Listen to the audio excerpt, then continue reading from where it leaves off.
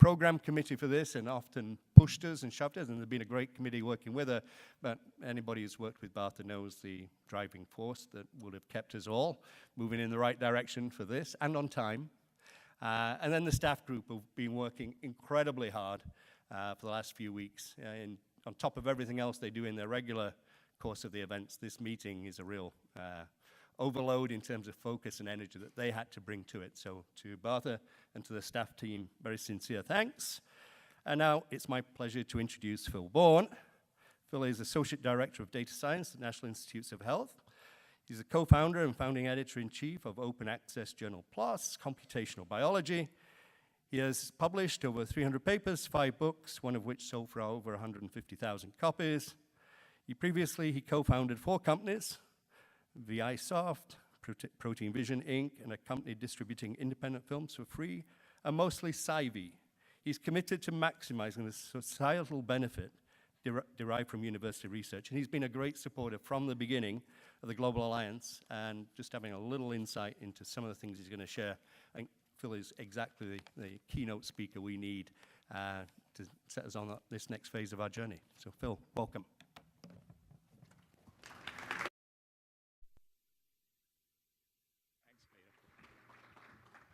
Thanks very much, Peter, and good morning, everyone, and thank you for having me here. It's a real honor, and I'm a real supporter of what you're trying to do. So I'm going to talk a little about a platform for global health, but I think to do that, I sort of have to introduce my own bias in all of this, and Peter sort of did a bit of that already. I'm not a genomics researcher, I'm more of a proteomics researcher, but I'm obviously very keen on everything that's going on.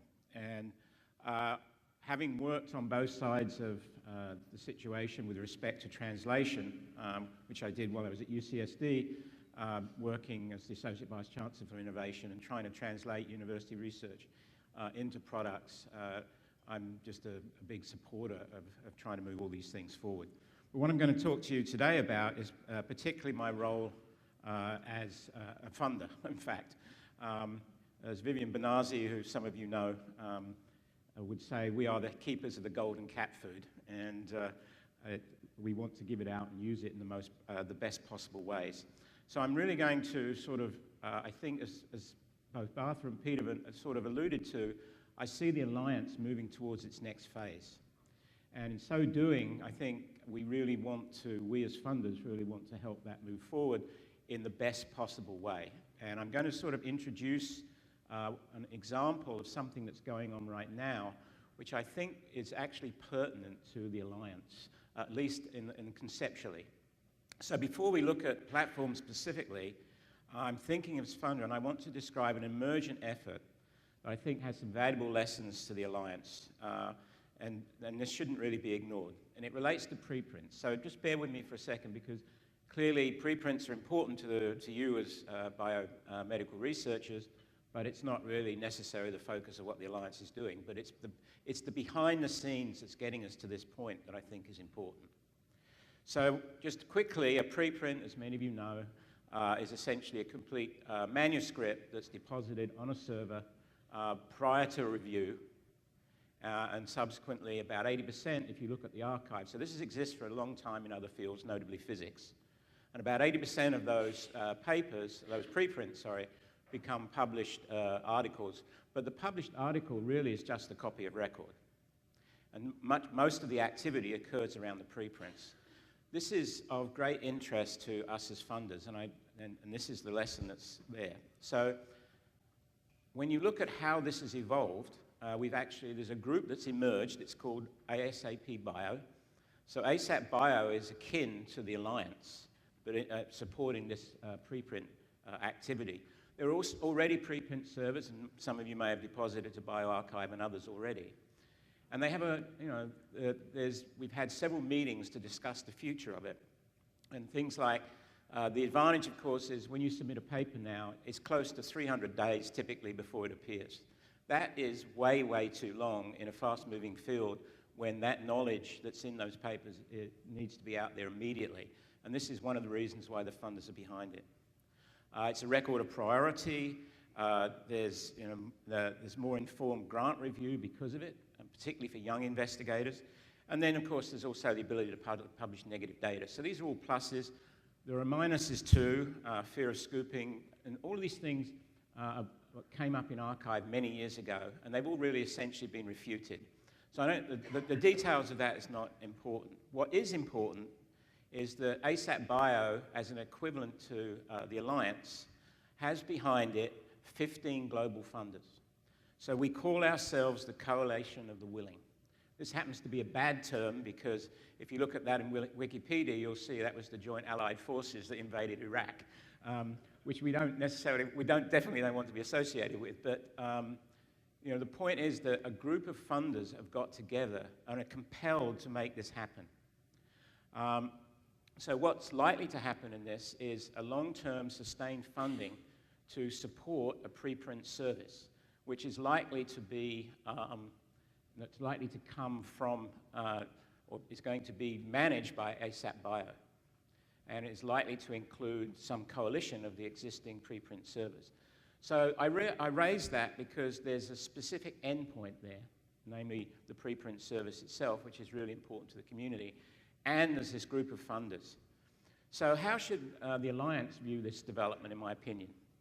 So if you compare where we are with respect to the two, certainly both have a perceived critical mission.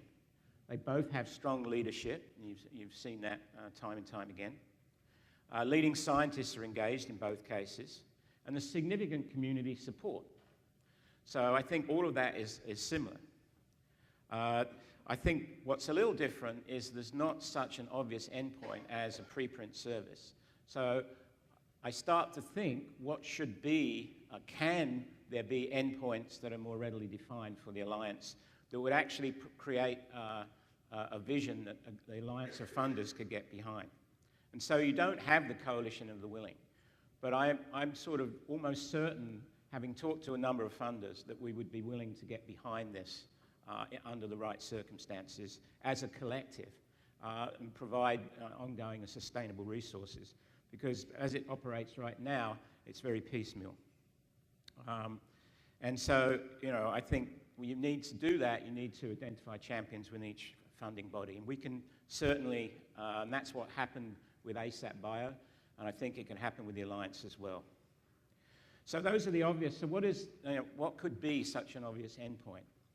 And from my point of view, based on what's going on the NIH, and some of you are aware of this because you've been involved as, I'm not allowed to say advisors, but consultants to us, that there is a possible endpoint. And that endpoint and singular message is actually taken from your own webpage, your own essentially mission statement, which is to establish this common framework. That's exactly what we at NIH and a number of other funders are trying to do. And so I think there's a natural touch point there. And I'm going to describe the work that's going on to establish that common framework. And hopefully you'll be able to see how you might interface with it going forward. Because I think there's lots of opportunities to do so. And I think the coalition of the willing would get behind those efforts. So what it all comes down to is this notion of moving away from so-called pipes. What we have right now, in fact, the funding agencies, and I'll just pick on my own, the NIH, has promulgated this, and clearly it worked very well for a long time. But I think we're now in a situation where this is not sustainable in the same way. So, and it also doesn't map as well to the science that we need to do. So there's this notion, and Sanjeet Paul Chowdhury talks about this a lot, and I recommend you go and look at some of the things that he's written, but it's really moving from this notion of these separate silos, these pipes, into a more unified platform, which is clearly what you're thinking about as well.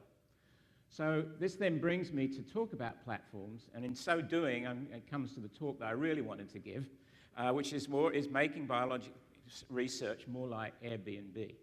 So how many of you here actually have stayed in Airbnb places? A lot. How many actually rent? Wow. But when you do that, and either way, what you recognize is that first of all, it's not crazy to make this analogy. Try and bear with me. So Airbnb is a platform that actually supports a trusted relationship between a consumer, someone who's renting a place, and a supplier, the host. And the platform focuses on maximizing the trust in that relationship. And it seems to be working because everyone benefits. It's got a massive evaluation, it's growing, and it's renting large numbers of rooms. So, okay, so why is that? How does that relate to biomedical research?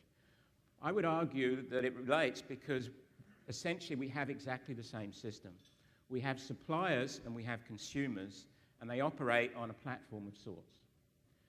So, for example, there are data providers and there are data consumers.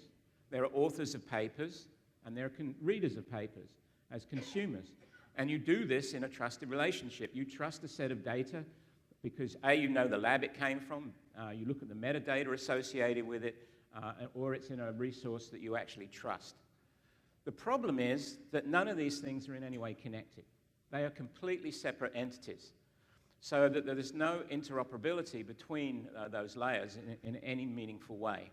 And I think that's what we have, and I think what you're trying to do with data and analytics is bringing two layers together. And I think that's really the first step for us as well. But I think there's much more for how this could all interoperate.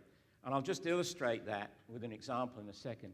But I think it's, I make this analogy to Airbnb, and we've actually written, we've crowdsourced a paper on this, and at the end I'll give you a URL. You're welcome to go and read it and contribute to it, and we'll actually stick it somewhere, maybe in a preprint server at the very least. So to actually sort of get this, the collective thinking about this here.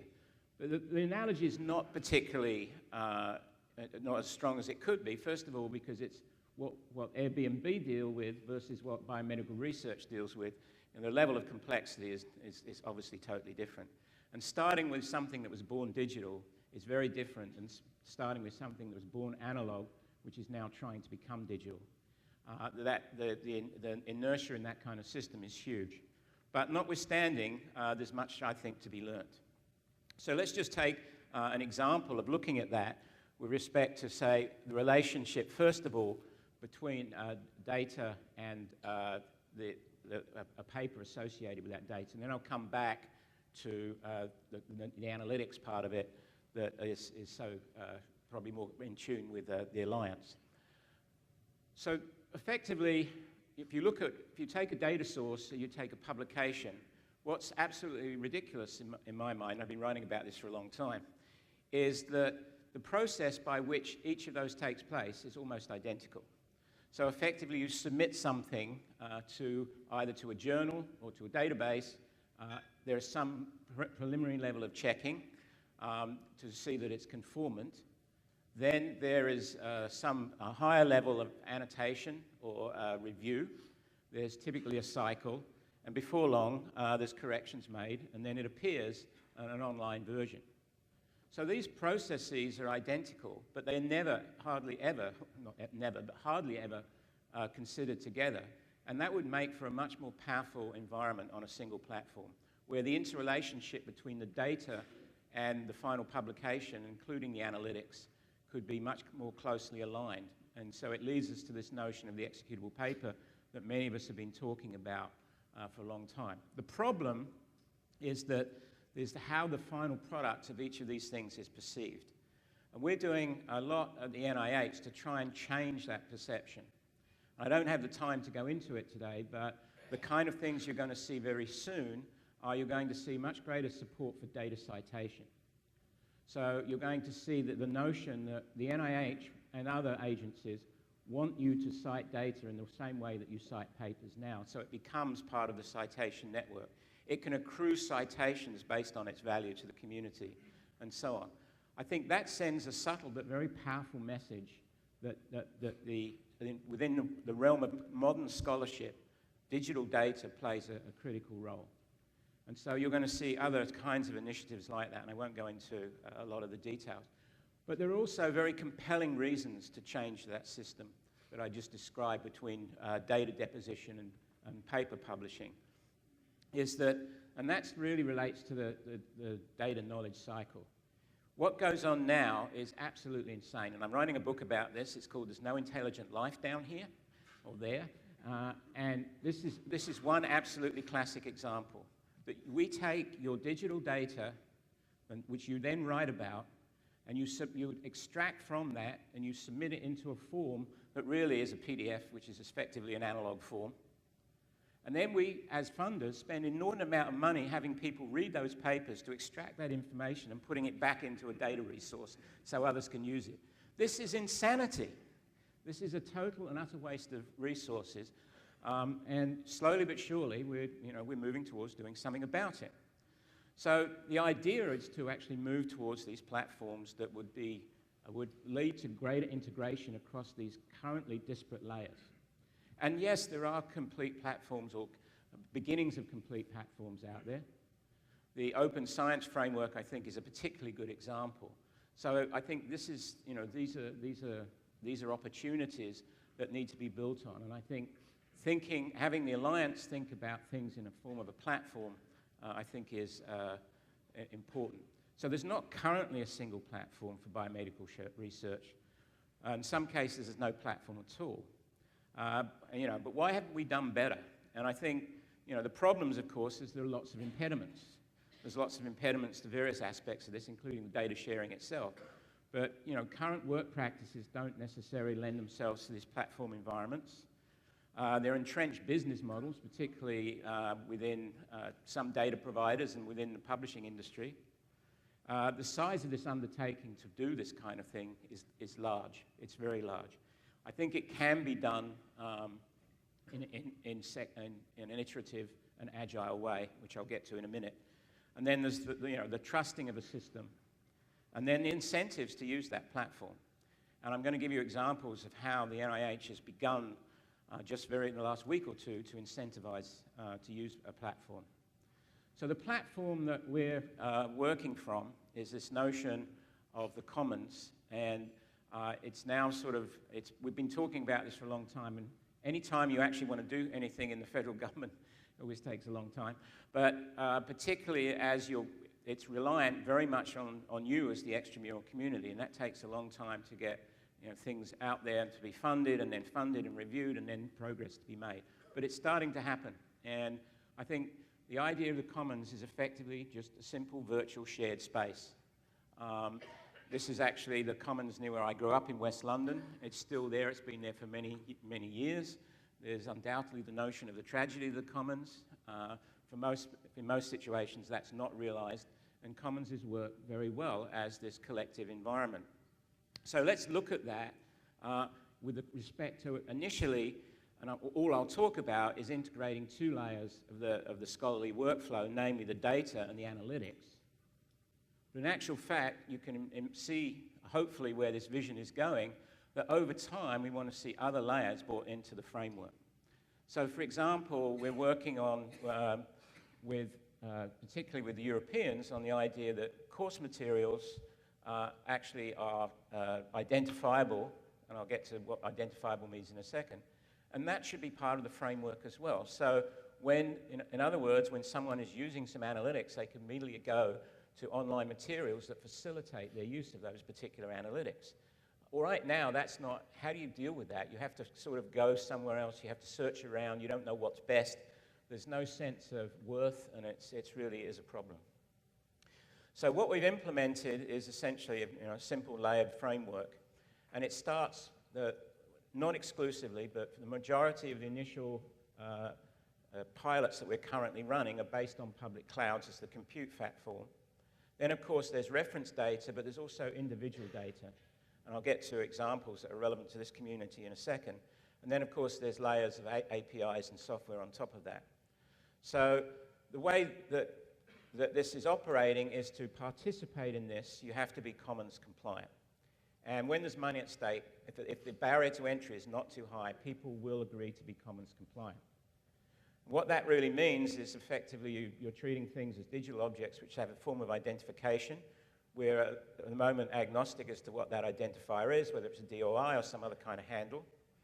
And these objects exist in a shared space, and they operate under the FAIR principles, which is findable, accessible, interoperable, and reusable.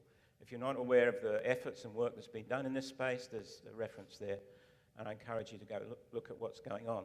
So that's effectively what we're implementing. We're funding through the Big Data to Knowledge Initiative a set of different projects that effectively exercise all of these layers. So, for example, we're funding an initiative called BioCaddy, which is an indexing tool to index content, digital content, primarily data at this point, across the BD2K initiative. They've already created a prototype called DataMed, which is essentially a PubMed for data. And so the idea is that at least leads us into this fine piece. Access, interoperability, and reuse, of course, can get harder and harder. But that's just an example. Another piece I'll just highlight is the business model piece. So we have started to issue credits to work in the Commons environment. So you can apply for credits very soon. We have a group of testers right now. So we've established a resource where an investigator can apply for dollar-denominated credits to work in the Commons environment. So think about how things operate now. You, whatever you are, you write a grant, you put a line item for computing in that, you get that, let's say $100,000, and you go off and buy some servers or whatever you do, you stick them in a rack somewhere, and away you go. We as funders have no idea how effective that is. It could be very effective, it could be not effective at all. There's no mapping of supply to demand. There's no sharing of whatever goes on those servers because they're usually locked somewhere in an institution or other. So we want to sort of break that open. So as an experiment, we're going to give you $125,000 worth of credit to work in a Commons environment. The major cloud providers through software as a service providers are all, well, I'd say not all yet, but certainly will be all signed up to this. Some have signed up already. So you put in this application, you get the credit, and you use it within the Commons compliant environment. So this has the effect of we only pay for what you use. It has the effect of putting competition in the marketplace because you choose where to spend those credits. And we're driving things into an environment which is a shared environment, a virtually shared environment, where the products of that research, so when you compute on the data that's already in there with analytics you placed there or that others have placed there, the output in principle is also accessible to that community. So this is sort of the driver for what we're trying to do here with respect to a platform. And as I said, we have a group of testers right now, and very soon there will be a general call for credit, to apply for credits. So what about future activities? I make a prediction, and David Housel and David Glazer were actually at a meeting last week at NIH where I think it's reasonable to say that this prediction will come true, that these efforts are about to accelerate. The federal, of course, the elections notwithstanding, but assuming things work out okay, we'll see an acceleration of this type of activity because the NIH is becoming, and I think other funders too, increasingly concerned about the sustainability and maintenance of the amount of data that's being generated and how to use it effectively. So the Commons is not a massive initiative. It's actually an agile initiative where we're trying a number of relatively small things, evaluating them and moving on from there. So what are the funder incentives in all of this? Well, for us, of course, it's about reproducibility, productivity, and sustainability. Also, the absolute need to train next generation of data scientists working in genomics and health. And the opportunity to actually work on very large data sets, which we and you already have, which really can't be consumed in anything but this kind of environment. So those are the incentives. So the NIH and certainly other funders are looking at this. We have constant talking with Wellcome Trust in particular, but also others in Europe, and we're really looking to move this into the Pacific Rim as well. Is a series of pilots that are on this platform. The two data resources that we've identified as large data sets to put into this space are TopMed and GTech. And so those initiatives, obviously they're already to some extent in these kind of environments. Making them Commons compliant will be a major effort going forward. And the goal is to come up with some use cases that actually reflect the value of this in this kind of platform environment. So those use cases are clearly the ability to do some new science on one of those data sets and to do some new science across those data sets. So that's sort of the large data part of it. The smaller data part of it is coming from these credit models, which is getting individual investigators to put small data sets and small sets of analytics into this environment. So that's sort of where it's all going. So in summary, the NIH has endorsed as a whole across, as many of you know, it's a many-headed beast. It's actually 27 heads for 27 institutes and centers. But they've all agreed to work in this commons environment and adopt the FAIR principles. That is actually something that's quite huge, even though it sounds... Saying these things takes 3 seconds. Getting them to actually be live and working and real takes a long, long time. So the Commons is the beginning of the platform that we're using to conduct this kind of research, and we're certainly in discussions with other folks in different parts of the world about how to join together. An example of that would be we've been talking with ESOC, the European Open Science Cloud, which of course is more than biomedical research, but includes biomedical research. They've decided to adopt this credits model, and there's a lot of close cooperation about essentially creating an environment, a seamless virtual environment across those two very different enterprises. So I think that's an example of where the funders are starting to come together on this. So we'll be conducting these pilots over the next couple of years to move this forward. And if they're successful, you can see that this is going to extend into the other layers in that platform model that I showed you. And you know, I think I would encourage that the Global Alliance think about working collectively with funders, and I and others definitely want to help with this, to create a coalition of the willing to move some of your activities into this kind of platform environment. To some extent, as I said already, it's partly there, but really to, in a sense, make it compliant and move forward in the way that you're doing with a lot of current activities. So I actually found this quote on the web, and I think this sort of relates to coming back to this notion of the Airbnb analogy. I really admire Airbnb as a pioneer of the sharing economy and for building community. They've found an elegant way to help hosts make more money and for guests to have authentic experiences. It brings those people together in a unique way. Where we're hoping to go with the Commons as a platform, it's an effort, the Commons is an effort of creating a sharing economy and for building community, which is exactly what you're doing.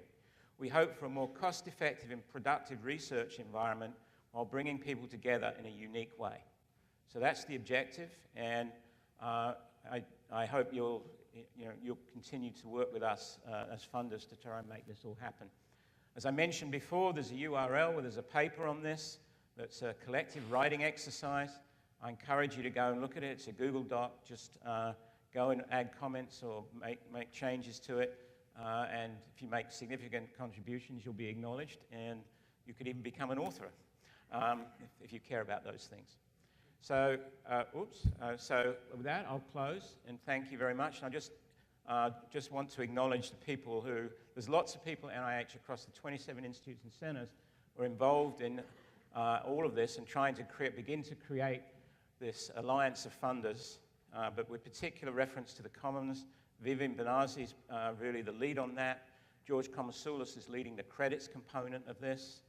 Vivek Navali is involved with this as well, and Jenny Larkin is really the keeper of the BD2K, as many of you know who are involved with it. So with that, I thank you for your time, and I hope to enjoy the rest of the day with you. Thank you very much.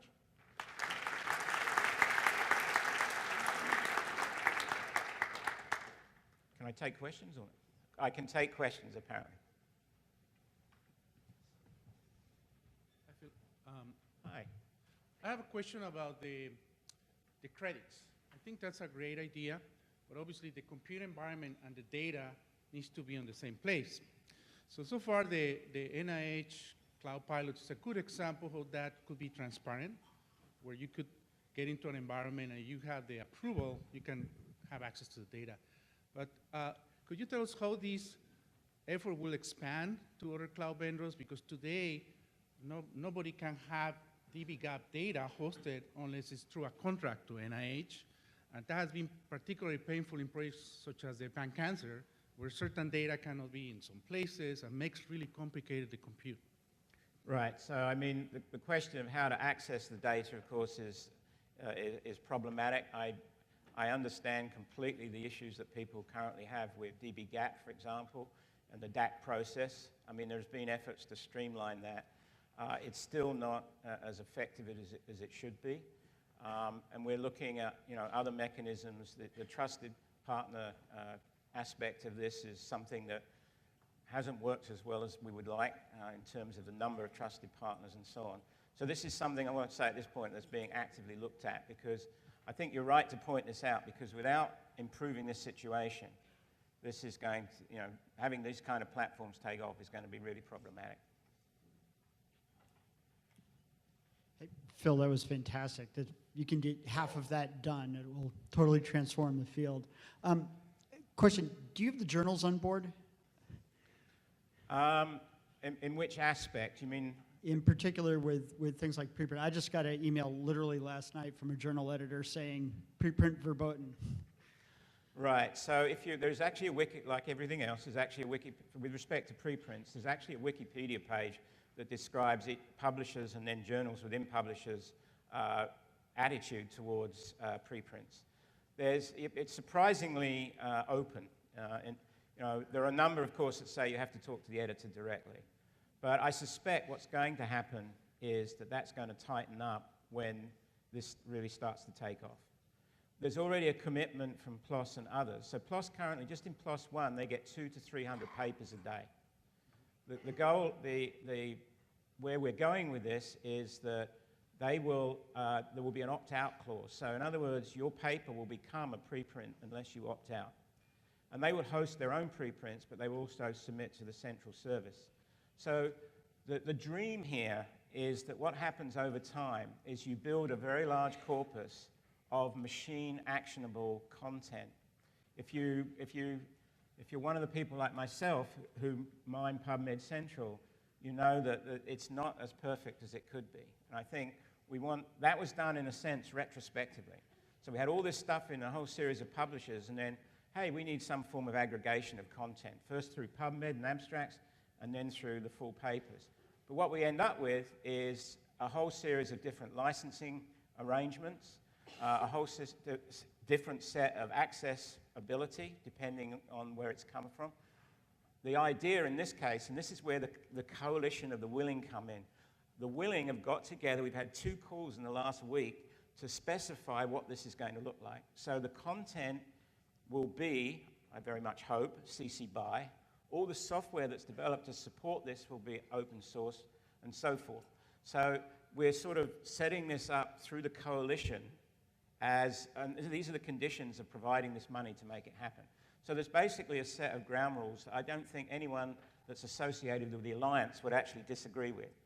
And so but beyond that, it's really the community that has to drive this. So given those ground rules, the community, will determine through ASAP Bio, in this case, and what you're doing through the Alliance, how this actually evolves. The dream is to create something that really is what the publishers have had the opportunity to do, but have not really, for the most part, carried out. And certainly a number of the obvious open access publishers are on board with this, PeerJ, F1000, PLOS, and so on. Wonderful talk. So I'm a great supporter, as you know, and evangelist indeed of these kinds of processes. My own lab have been doing quite a lot over the last few years. And so I love it, and please carry on doing it, but I have a sort of nagging concern that's starting to emerge for me. And I'm often, when we're depositing this data, start to have the image of the last scene of Raiders of the Lost Ark, where they put the Ark into the best place to hide data or hide something important and keep it completely inaccessible and secret is to surround it by masses of other things like it. So you put your data in these things, but increasingly, how do you worry, how are people going to find the things they actually need amongst this huge amounts of content? Making it all there is one thing, but actually it's becoming increasingly hard to really find what's there and what might be valuable to you. Right, I mean, it is a difficult problem, and I thought you might ask me this when we mentioned it last night. No, of course, that means I should have prepared to answer it when I have. But, you know, one of the things I want to see out of the indexing effort for data is beyond actually, you know, creating a pointer to the original source of that data, is also to begin to collect what I would call data level metrics. So these are the equivalent of article level metrics. So it's sort of a bit of a chicken and egg situation, but the idea is that, you know, good data sets will actually rise and will be accessed by people. So when you see data sets in this index, you should also be able to see how many times they've been accessed, either viewed or downloaded by others. That would be a start in the right direction, but it's a bit of a chicken and egg. The other part of it, which appeals to me as well, is effectively a Yelp for data, so, which of course has issues as well, but with, I think, a trusted, I emphasize trusted community, you can imagine how annotations on those data sets would actually facilitate you know, actually making choices among data sets when you've got this big sea of data and you want a well-formed data set to look at a particular study. But doesn't that mean, I mean, good and popular are not the same things, are they? So Right. Well, that's the I sort of referred to that as a chicken and egg, and that's, you know, that's absolutely true. But let's face it, that's exactly the model we've been operating under for years. yeah, I mean, you know, I can think in my own field that the software that's actually the best in the field is not used anywhere as near as much as the stuff that got popular a number of years before. People just don't change. So, you know, we're faced with that problem in the past, and we'll be faced with it in the future. Thanks very much. That was a splendid talk. I wanted to ask you to go a little bit further on the Airbnb analogy, because it is very attractive, and I can see how that consumer market model would be a very nice model to employ. But the problem isn't the problem with the consumer market that it's predicated on the idea of caveat emptor, let the buyer beware, and everybody's then got to be really fully aware of the benefits and the dangers in this. And there's a good reason that as professionals we've had a fiduciary duty towards the beneficiaries. So I was wondering how far you wanted to push that commercial environment, because terms and conditions don't necessarily mean trust and confidence. Right. So I think that, you know, I know you made a very good point, and I think that's kind of where, for me at least, the analogy breaks down. I mean, we have a very different we have a reputation model which is quite remarkable, and it doesn't really translate well into, you know, someone who hosts and so on. But, you know, I don't think we understand that model very well. Certainly I haven't studied it as enough as I would like to. But I think that could be leveraged in ways that, I mean, I think there's a lot of negative connotation about that as well. But at the same time, there's a lot to be learned for it. And I think, you know, how we apply the reputation model or a modification of it to these kind of systems, I think is going to be very important. I mentioned the idea of you know, data citation as sort of beginning to try to change the value model. And so, you know, it just strikes me as that there are almost different reputation layers in what we do. There's layers for data producers, so you could say the biocurators and all those folks, they all have their own reputation layer. Then you have software developers who have reputation between them and another layer, and then you have the academic scientists in another layer. But the intersections between those layers are not very well formed. And, you know, I think there's not enough respect, frankly, across those layers. And, you know, as by the idea of funders is really, you know, to think about how we can close those together and create a respect and reputation model that really is somewhat different than what we have today. Thank you. We have time for 2 short questions and 2 short answers, or 1 long answer. So if we can just get these last 2 questions in, that'd be great. Sure, this is going to be a short question, but essentially, I love the idea. I think it's fantastic. But running right through everything you said was the notion of trust. What I want to know is, in a sense, how are you going to persuade patients, families, the public at large, that what you're wanting to do is something that they can trust and that they can safely lend you their data for you to use, or their samples for you to use in this way. Because, I mean, you know, if trust breaks down in Airbnb, your spoons get stolen. If trust breaks down with you, then potentially my life gets stolen and misused for purposes for which I might not be comfortable. No, I mean, it's a good point, and it actually needs a long answer. But I mean, I think that the very short answer is that I think by virtue of these kind of platform environments, we have more opportunities to actually invent in ways that would actually benefit larger groups of participants, including the general public.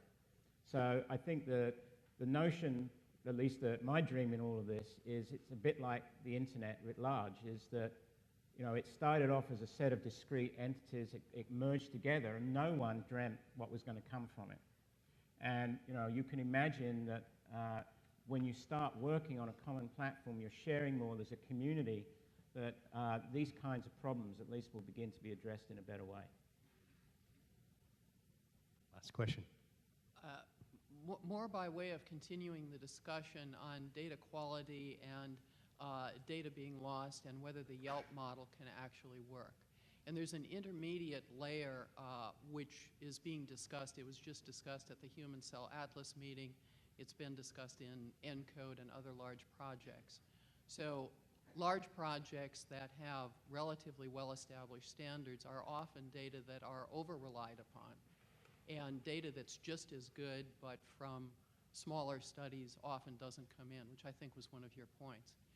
It's often been discussed that data could achieve, you know, TCGA-like status or ENCODE-like status or any of these other big projects if there was a way for people outside the project to submit and have the data get sort of this matches standard at the time. And that kind of thing is the sort of thing that everybody just rolls their eyes and says, boy, that would be hard to do. But nevertheless, there is the expertise, and what there isn't is the will for funding. So since you were discussing places where crucial funding could go, that's one place.